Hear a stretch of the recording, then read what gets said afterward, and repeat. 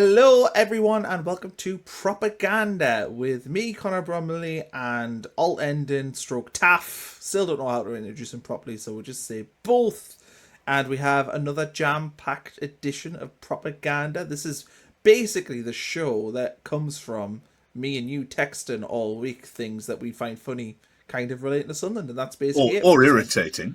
Or irritating, as it is with some of the things today. But we're actually going to start with something I've not seen yet, but you've compiled this handily. I have compiled this. It is from a YouTube show that is not aimed at my demographic, because I don't like the way they carry on.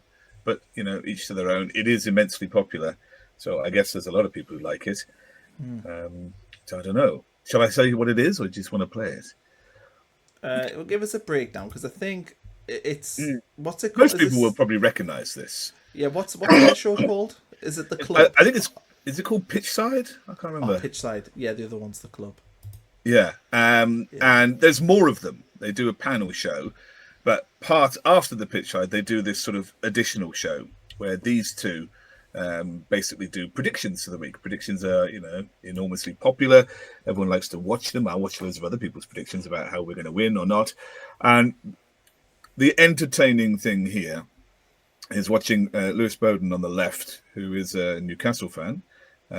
Obviously, you know, that's going to impair his judgment when coming to predicting our results. But he has spent the entire season predicting against us. And it's just quite entertaining watching him and the, you know, the malaise he gets to week in, week out, and the amusement of his co-presenter, Tom, who just sees him squirm every week attempting to do this. And Tom's a Birmingham fan, and he just finds it entertaining. So I compiled a bunch of them for people to look at, because he is constantly predicting we're going to be beaten. And I think this is the first one. You're giving this one away. You not rewind a bit? I don't know. Doesn't matter, like. Yeah, rewind a bit. It's at the bottom of... Oh, okay, yeah, I did. Yeah, well, okay. So let's have a listen. And if you want to stop at any point in between them, there's a little earthquakey judder between each one where you could stop.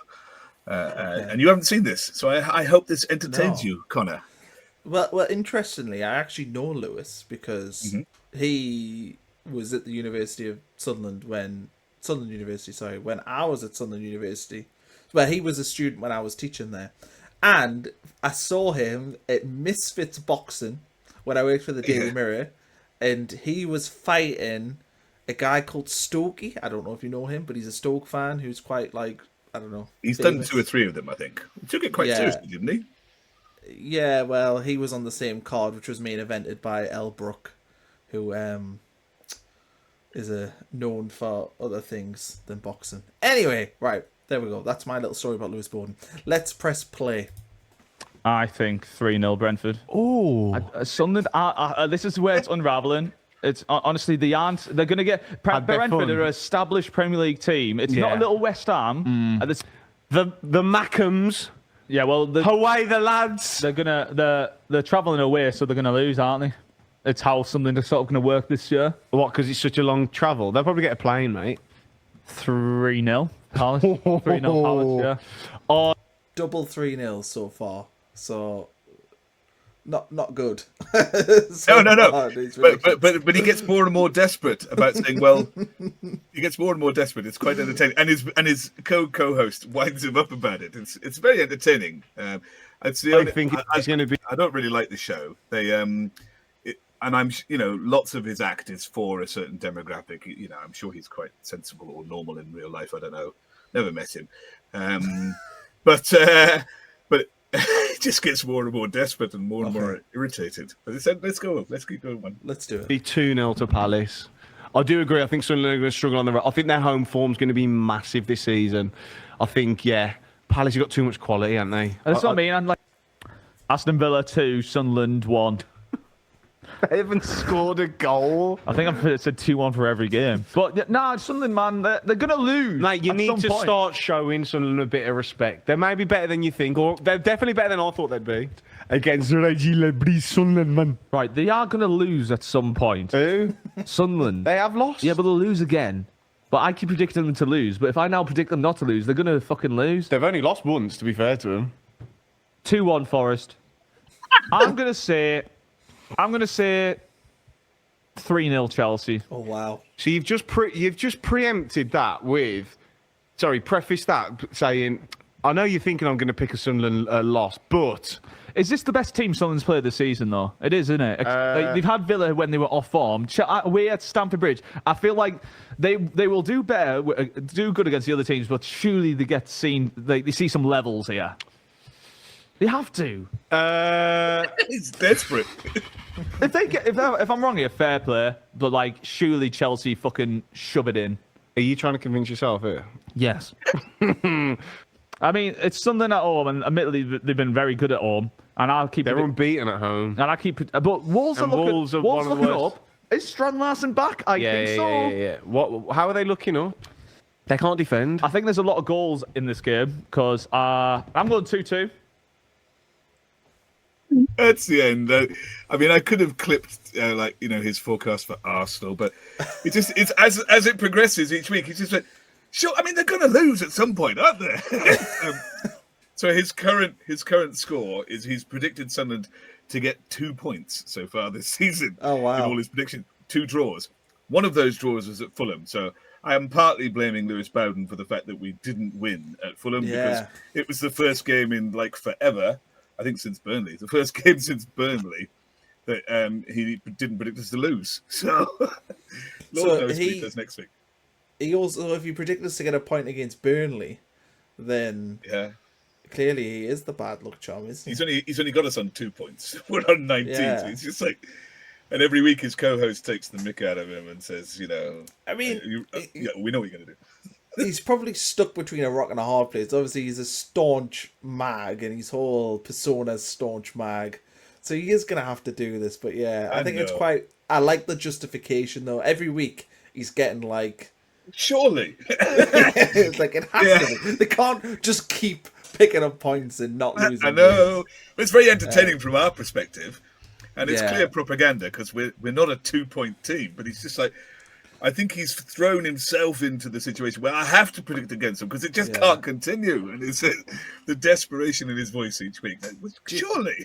Do you know what episode of propaganda I'm looking forward to most? Is the one when we finally hit 40 points. And I'm going to clip up every single pundit that it tips Southern to get relegated without any thought process. And they said, like on the Rest is Football, the one I always reference when I watched it, and they just gave no analysis and said Sunderland will get relegated. And this is Gary Lineker, Alan Shearer, Micah Richards, who are all three of them top-level pundits, and they all give no analysis. So you know what I like about that?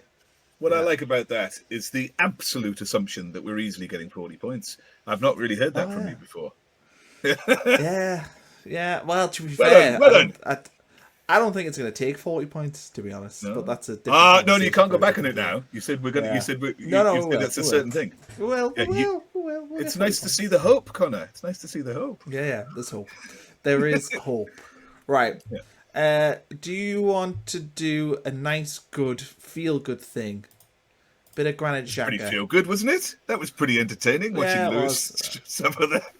I'll take whatever you think we should have. Okay, we're going to go with a bit of Granit Xhaka being lovely with his mascot, which is not obviously propaganda, but I just think it's nice. So let's have a watch. Oh, yes. This is heartwarming. There's no music there. There was a song to it, I'm sure. Oh, you'd get copyrighted, I'm sure. Oh, I remember the... That's nice, isn't it? It is very nice. I do think have what's a question. Happened there is the dad has went, see if you can get one of the players' coats. Whack it on eBay after the game. Don't be so cynical. No, that is cynical. Yeah. Oh, it is very cool. Oh, he's dressed like Enzo Lefebvre. He's got the tights on and everything. No, I think that's good. I would say, lovely. Like, why... He should have came prepared with a coat, really. Like, they should have given him a coat before he went out. I mean, I presume that they give the kids a kit. I don't know. You used to work for them. Is that what happens? All the kids who are mascots get given the kit? Or do they have to turn up in their own one? No, I don't have to turn up in their own. Really? I think, yeah. I could be speaking out of turn. I mean, I was there in the League One days. You know, they weren't giving away anything for free there. Very different. there were no kits in stock to give away, were there? So, That is true. yeah. There we are. Nice little. Well, that's very nice. There. We expect nothing less, and it's nice to see the Premier League are promoting that, not just Sunderland. That was a Premier League Twitter account, so good go them. That's nice. Nice to come back from Lewis Bowden with a bit of Granit Xhaka there. So some mag content to non-mag content. So we didn't give a propaganda score to Lewis Bowden actually. So I'm going to give him an 8. I want to give him a 9 because he's got us on 2 points, which is absurd. But I feel like he's dug a grave that he can't get out of now. That's I wish I'd added the Arsenal score in there because that was surely another. Well, they're about to lose, you know. 3-0. And the Xhaka with the young fan, that doesn't deserve a propaganda score. Anyway, right, I've got a couple of WhatsApp images in here. So this one I have included in here because the caption, in case you can't read it, is anyone who optionally decides to miss the biggest game of their season to be locked in a room with Michael McIntyre needs an effing sectioning. This is because there is a thing called In the Box, which I believe you've taken part in. So this is a shot at you. I mean, I know you did it for, I think, Everton on Monday Night Football a couple of weeks ago. Not our most important game of the season. But, so defend yourself. Well, this was released today or tomorrow or 2 days ago, depending on when you put this out. But this was released today. So for the North London Derby, they put 4 fans each into a box and they drip feed them information, sometimes sound, sometimes stills, sometimes crowd shots or manager shots or a little bit of footage. And you kind of argue about it. You get excited and you wonder, what the result is going to be. And I was in there with 4 Sunderland fans and 4 Everton fans for the Monday Night Football game that we played, and we were the test monkeys basically for the whole thing. So it wasn't done up as nicely as this, but they were testing the idea, and we went in there. And actually, Terry, mad mistake, he was one of the people in there with me, so that we were testing that. And I have to say, I quite liked it. It was ridiculous. I got to learn a lot about Everton players from their fans, who were just as obsessed and knowledgeable as we were. And I got to learn about them and their team. But it was kind of funny going through it because we were convinced there were like 4 penalties in that game. Absolutely all of us were convinced, 4 penalties. I was convinced that Wilson had scored one, or Traore had a screamer into the top corner, perhaps. So it was kind of entertaining.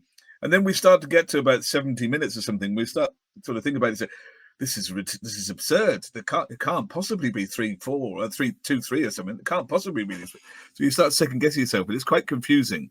And the time went quite quickly. And I have to say I quite enjoyed it. But I'm kind of obliged to do that.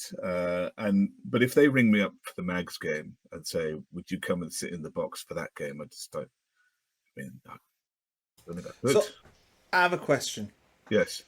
My question is, right. I know I'm a teacher, but you don't have to put your hand up. You don't know. Sorry, sir. You don't know the score at all. No, you don't. You don't know the score at all until the end. At the end, you have to guess what you think the score is and what you think has happened. So, what did you think the score was?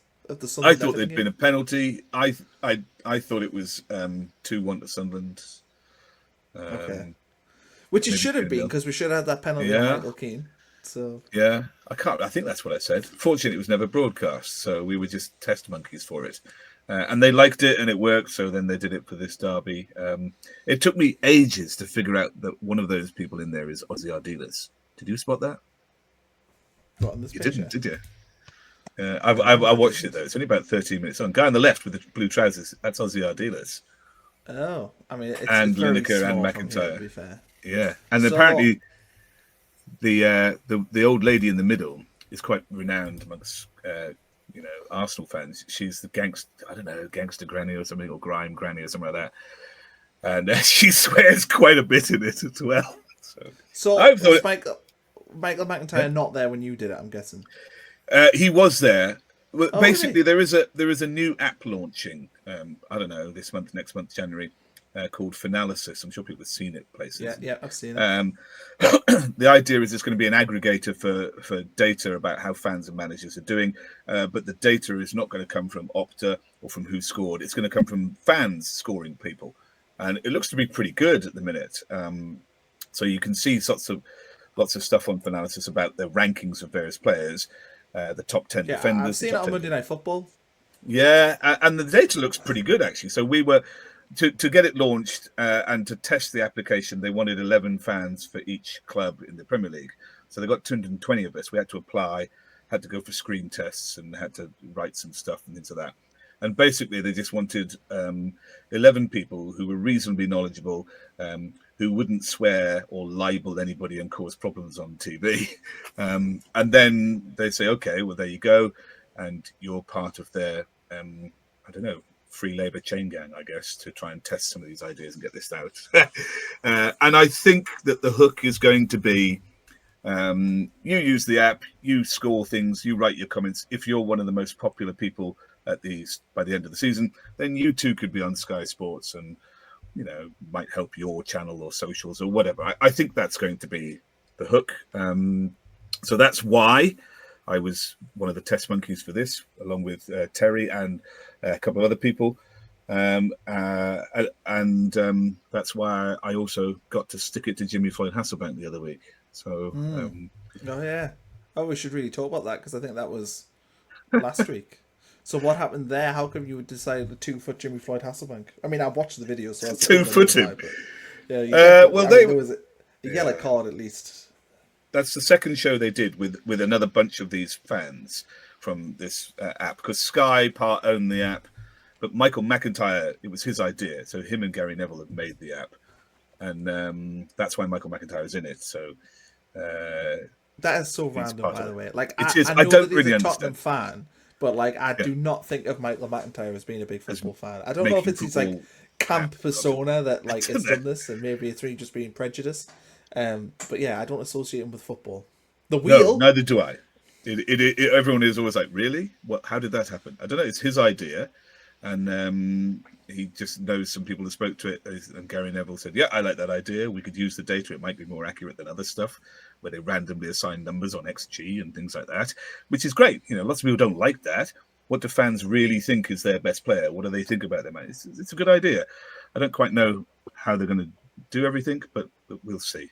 But it is a good way for fans' opinions to be part of the data focus for pundits, I guess. So, I was one of those 10 people invited on for the second show. They had a show a week earlier, and Floyd Hasselbank rinsed the Man United fan. I think he doesn't like them. And then I was on there, and there were 2 shows, and they were the same topics for each show. And they said, feel free to interrupt. I think they want that. They want you to interrupt each other, but we're all kind of polite to each other. The thing is, if you get nice, sensible people, then they're going to be nice and sensible to each other. So you can't have it both ways. If you want, I don't want them to get me in trouble or cause libel on the show, because then I have to sort it out. But I want them to argue or interrupt or cause problems. It's difficult to have both, I think. So the afternoon show, when Hasselbank came on, I had they were the same questions that we'd been speaking about in the morning, and I think I was just a bit bored. And they were talking about Chelsea. And the reason, we've got to give the young players time. We'll be okay in a couple of years. We're happy not to win anything for a couple of years. We're a bit inconsistent, and I was just a bit bored, so I just threw a grenade. And I said, yeah. I said, you've got great players. That's not your problem. You're inconsistent because your manager doesn't know how to break teams down. Yeah, well, we've all seen the clip, which went very viral. So therefore, maybe you'll be a permanent fixture on Sky Sports. Maybe you could be the next Jeff Stelling. Maybe. Unlikely. None of this is going to replace the day job, but it's a bit of fun as long as I do not embarrass the Sunderland fan base whilst I'm doing it. Then that's all I really care about. I'm quite surprised. I have not had very much abuse from Chelsea fans at all. Quite surprised. Oh well. Yeah. Right, let's move on. I have another WhatsApp. I have another Twitter. So this is from a Fulham page. So Josh Edsey, who's a Sunderland journalist, I think you'd call him. He says, personally not a fan of playing 5 at the back away to Fulham, and then this fan took a real offence to away to Fulham.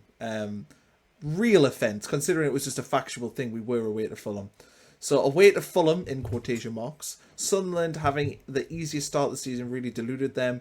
Probably the shittest team to come to the cottage since offside rule was invented. Should have been 8-0. So this is interesting because I don't think that Josh really meant offence to Fulham in this. I think that this Fulham fans really pulled out the offence. So is the Fulham fan offended because he says Josh thinks we shouldn't have given them enough credit to play 5 at the back? Is he, that Fulham are somehow easy or something? Is that what he's done? I think he's presuming that Josh is like saying we shouldn't be playing 5 at the back away to Fulham, of all teams, Fulham. Yeah.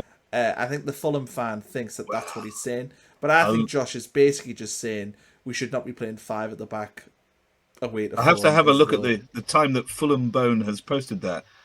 And I do think that at 5 p.m. is quite early to be quite early to be absolutely hammered posting this kind of stuff. Yeah. Isn't it? Well, I mean, he's annoyed, but I mean, what's he like when he's had a few? Does he wake up? The thing is, I don't think 8-0. I mean, I think Fulham probably could have had a case for 3-0.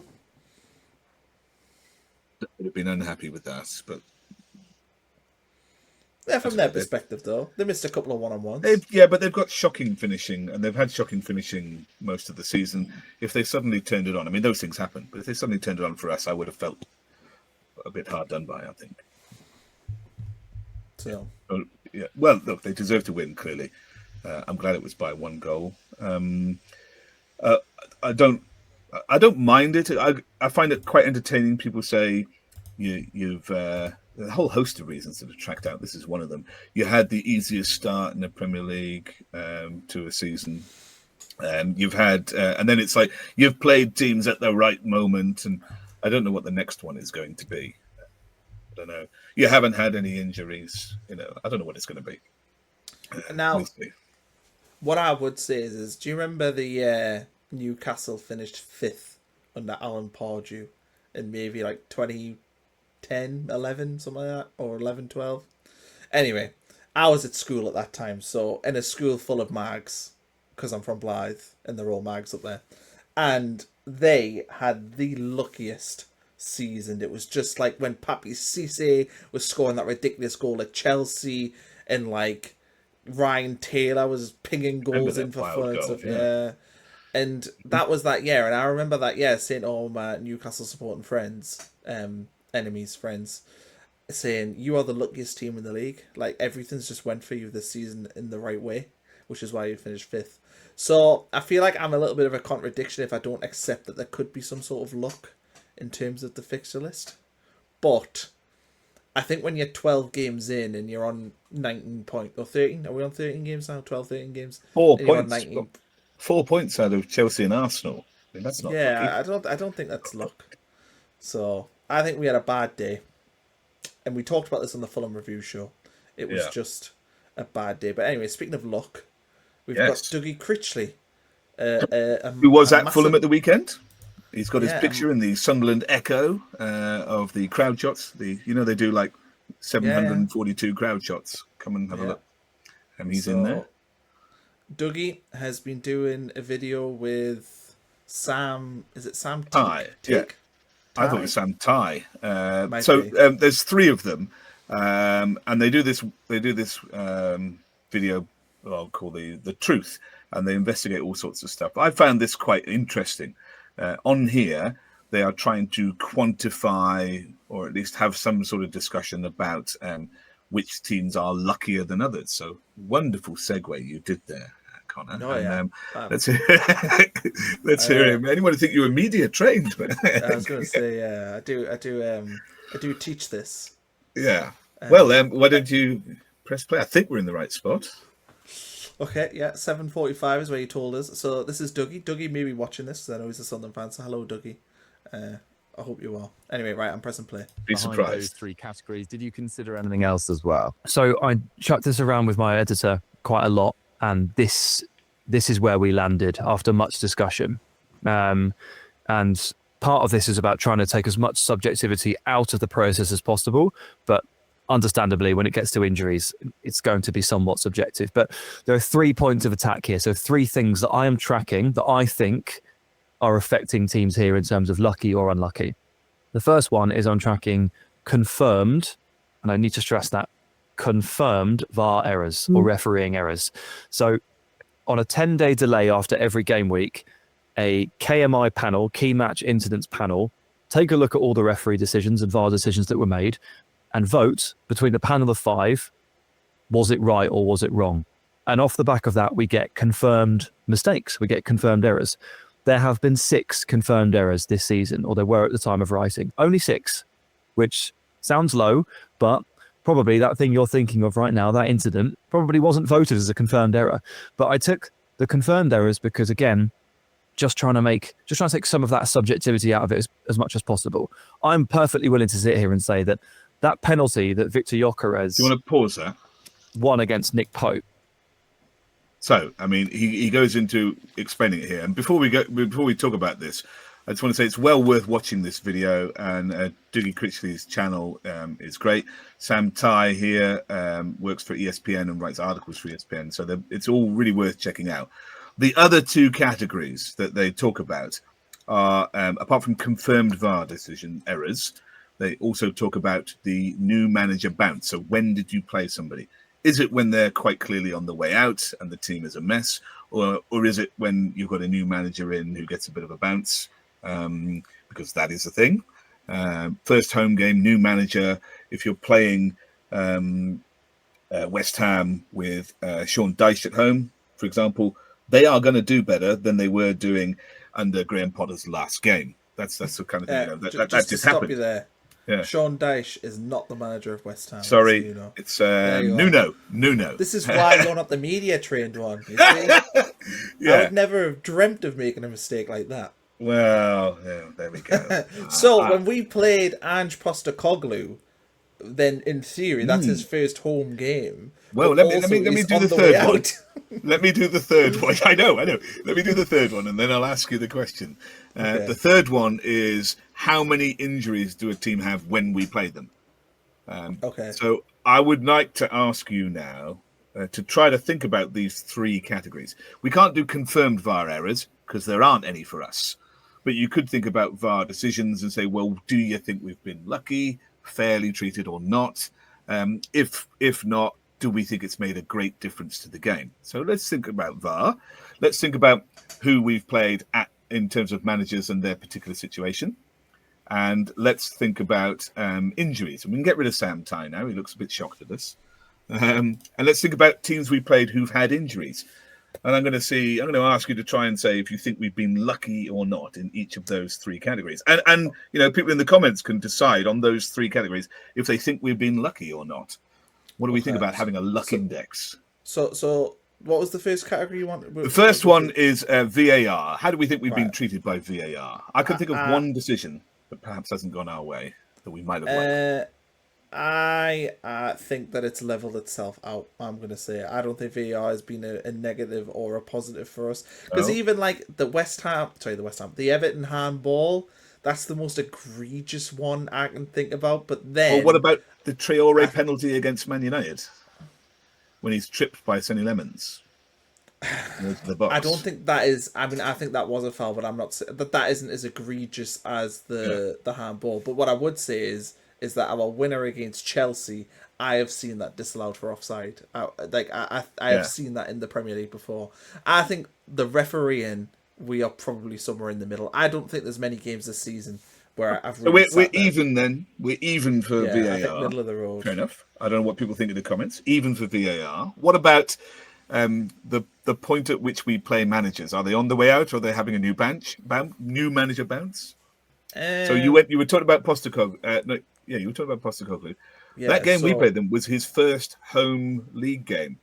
I think though it depends. Are we doing this with the benefit of hindsight, or are you doing it with if you go back to the time of the game? Because with the benefit of hindsight, then of course we played Nottingham Forest at a brilliant time. But at the time, if you watch the Sky coverage of the game, it was all Ange's first game, needs to get off to a good start. The But crowd's going to be rocking. they'd lost 4 before that. Yeah. 2 European games, a cup game, and an away league fixture. So this Yeah, was there their only 5th game in a row. But it was only their second league game. So I think that Forest game, in hindsight, obviously lucky, but at the time, when I went into that game, I was feeling pretty annoyed that we were having to play Ange in his first home league game, and Maybe, the fact yeah. they'd lost the first 4 whatever games.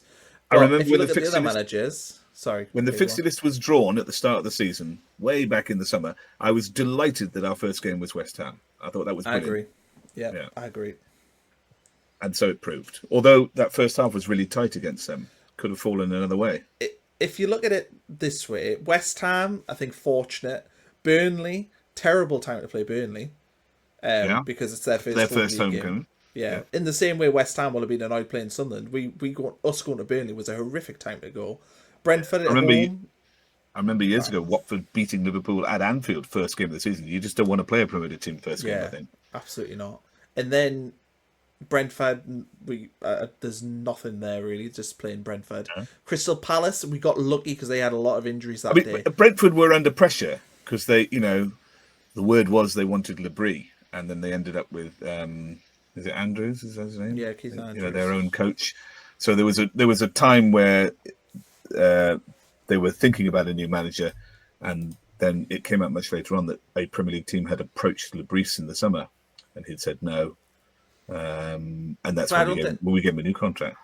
But I don't think that makes the game any. No, different. but Andrews was under pressure at the start of the season, if you remember. Yeah, he was. It's gone okay for him, but he was under pressure. And we went into that game, and there was a lot of talk about him. We were also under pressure in that game. Yeah, but there was a lot of talk about them being, they've got their set piece coach as their manager. This isn't going to work. Yada yada. Palace, we were lucky because they had Wharton and Saw injured, who are the two of the better players. So I think we were pretty fortunate there. I thought we played well that day. We deserved that draw. Yeah, we did, but I still think we were fortunate. But injuries is the third category. Yeah, so I don't think there's anyone else in. We played Amarin at a good time.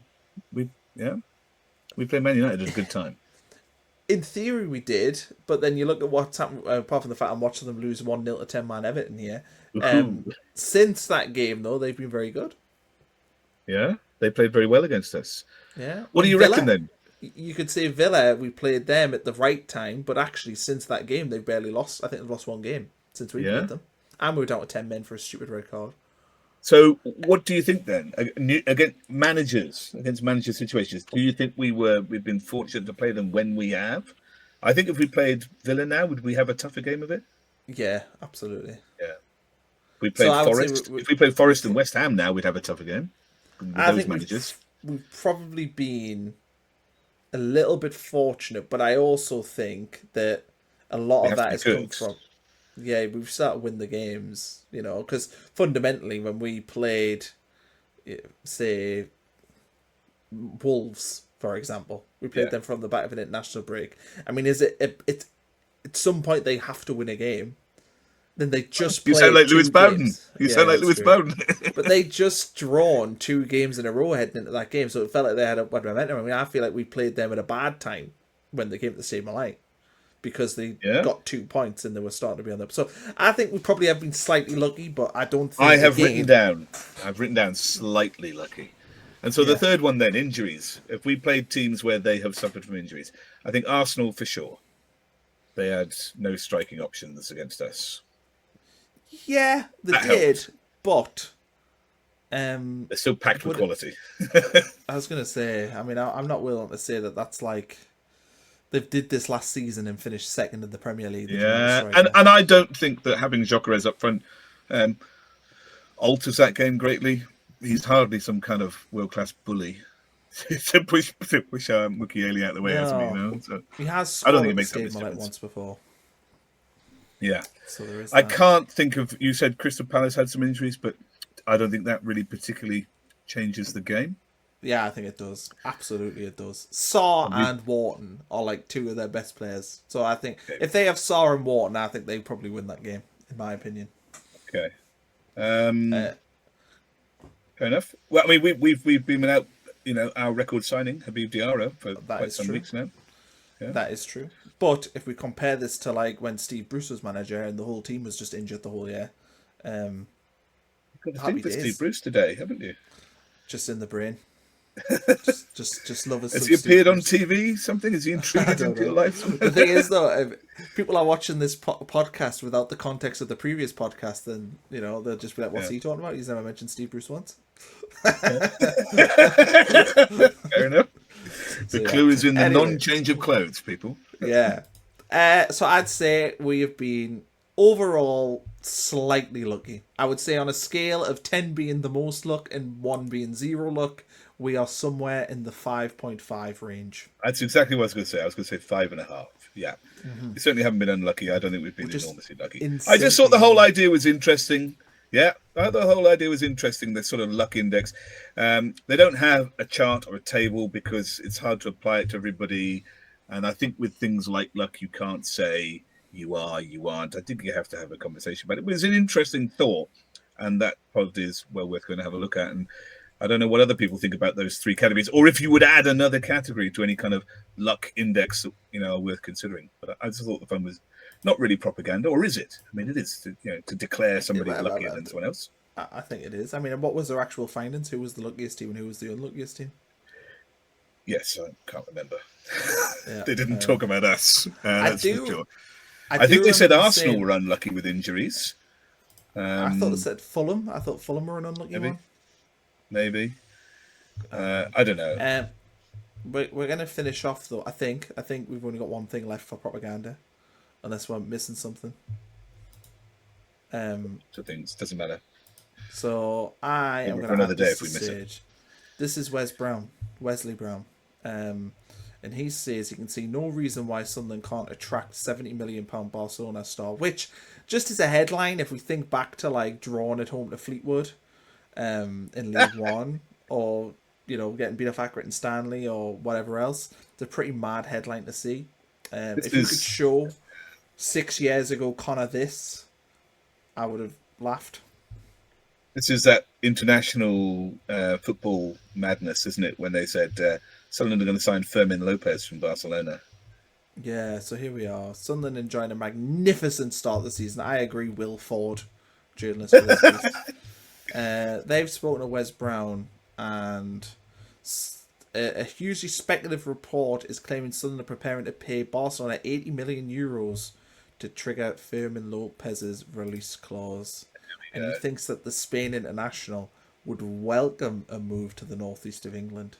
Yes, in fact, they're further on, just 2 paragraphs down from the Read More. He says, and yet there's no reason why, quote, he wouldn't move to Sunderland. Yeah. Well, yeah, we're not going to pay 80 million for a player in January or even next summer. I don't know. If we do... Nor, I think, is there the need. If we do, can I clip that up and put it on propaganda? Yeah. I fully expect you to repeatedly in both in propaganda, in previews, and in reviews. I fully expect you to load me up and point out how frequently I'm wrong. Do you know how absolutely thrilled I was that Kevin did not score this weekend after what I said last week? Do you know what the annoying thing is? Is in my friends group chat when the team news came out, I said, why are we playing 5 at the back against Raúl Jiménez? He's hardly a threat. There you go. 1-0 Raúl Kevin Jiménez. had a free header at the back post as well, and my heart dropped. I thought, Connor's going to rinse me if he puts that. That goes in. Yeah, all on you. But anyway, it was all on me in the end. But yeah, I fully expect that to happen at some point. We're not buying a Barcelona midfielder for £70 million. No, I don't even think that's propaganda. I just think Wes Brown's a bit dim. Well, he's responding to a report, so okay. I suppose he is maybe a bit dim for saying there's no reason why he wouldn't move to Sunderland. And he scored 6 goals and 4 assists in 11 games this season. Has favoured how many? 11 games. He's got 6 goals and 4 assists in 11 games. So he's got some 10 kind of goal contribution in 10 out of 11. Just the sort of striker we need. Well, let's have him. There appears, according to Wes Brown, to be nothing standing in our way. I don't even think... Is he not a right winger? We do need a right winger. I'll get onto that. Yeah, hang on, I'll Google it. I'm sure he's the right one. Maybe we can do a bit of scouting here. Fermin Lopez, see if we sign him in. It says here he's an attacking midfielder winger, so there we are. Well, if you were watching the Fulham review, we need somebody who can drive forward with the ball in midfield, or at least somebody that Regis trusts to do that. Yeah. I still maintain after AFCON, when Diarra and everybody's fit, we will be a AAA side. I said that the other week. Awesome after AFCON. I want everyone to adopt that phrase. You said awesome in AFCON because you had us picking up 10 points or 12 points. Yeah, but then we'll be better afterwards. No one's talking about it afterwards. I think we should do. When everyone's back and fit, we'll be awesome after AFCON. We will finish the season in a blaze of fire, folding everything before us. I hope you're right. But just the last thing on Fermin Lopez. It says here he's got a buyout clause of 400 million euros, so I don't know. Oh, yeah, but we don't need that because they are willingly going to sell him for 80 million. Yeah. Well, that feels like a good... On a 6-month loan, we'll pay next season. yeah. Buy now, pay later. Get him from Bright House. Right. I think that just about sums up everything from Propaganda this week. I love propaganda. If you have any propaganda, then send it to us. I think Connor will put the email in the details. Yeah, or just comment below. But yeah, just let us know. Reach out on Twitter, X, Twitter, formerly X, formerly known as Twitter, is what it says on the BBC. Right. I bumped into several people at Fulham who said they like propaganda, so send us your stuff. Yeah, excellent. Okay, well, catch us if you haven't seen our Fulham review. Check that out. That'll be on both of our channels, but it's housed on your channel. I'll end in Propaganda here, and then we'll have our Bournemouth preview coming out as well, so look out for that. Thanks everyone for watching, and we'll see you all very soon.